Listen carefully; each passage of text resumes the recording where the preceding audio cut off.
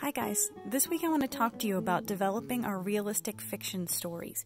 So what I have here is just a little packet of paper that I got from my printer. I stapled it together. You can use any kind of paper. You could use notebook paper, scrap paper, and you don't even have to staple it. I just wanted to make it look a little bit closer to what we've used in the classroom when we've started to compose our writing.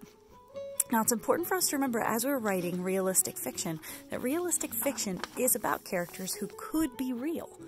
And those characters have adventures that real characters like that could have. So we don't want characters that are flying off on horses with wings to castles with magic dragons, because that wouldn't be very realistic. So instead, we want to develop some characters that are experiencing things that real people could experience. So my characters that I developed last week, like you developed yours, were Brody and Sophia Crossington.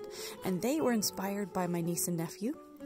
They're in elementary school just like you, and they have elementary school kinds of problems. So the problem that I thought that maybe Sophia and Brody could have is a lost library book. Is that something that a lot of you have experienced? So I wanted to share with you how I went about writing my story. Just like in class, the first thing that I did was I sketched across my pages. I thought about what happens at the beginning, what happens in the middle, and what happens at the end.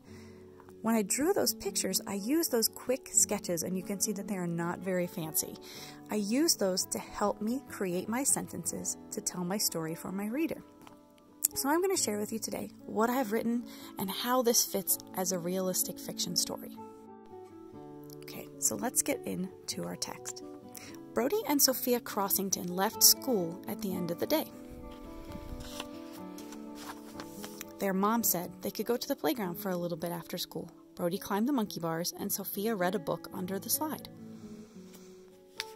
You can see my pictures are not fancy. I just did quick sketches because I'm going to take this story next week, and I'm going to keep developing it and make it better and better.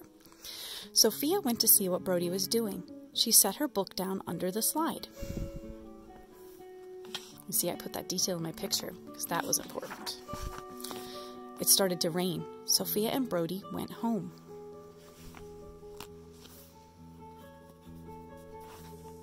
The pages are a little stuck together. At home, Sophia looked for her book in her backpack. It was not there. She looked under the furniture. It wasn't there. Brody said that she was reading at the playground. What do you say? I gave him a little bit a speech bubble there, a thought bubble to help out. Their mom took them to the playground. It was there. The slide kept it dry. Her book was okay.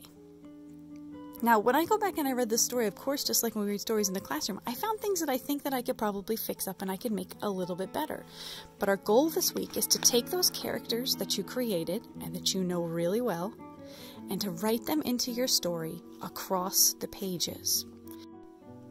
Now, one of the things that I said we were going to look at today was how this story fits and works as a realistic fiction story, because we always want to make sure that our writing is fitting the task that we were given.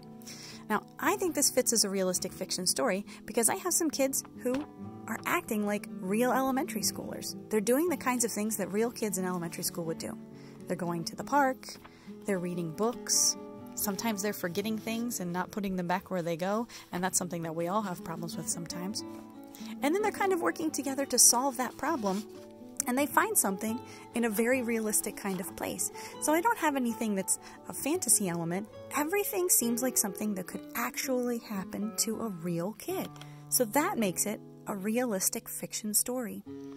So this week, what I want you to do is I want you to sketch and write your realistic fiction story across your pages. Remember that you need to have a beginning, a middle, and an end for your reader.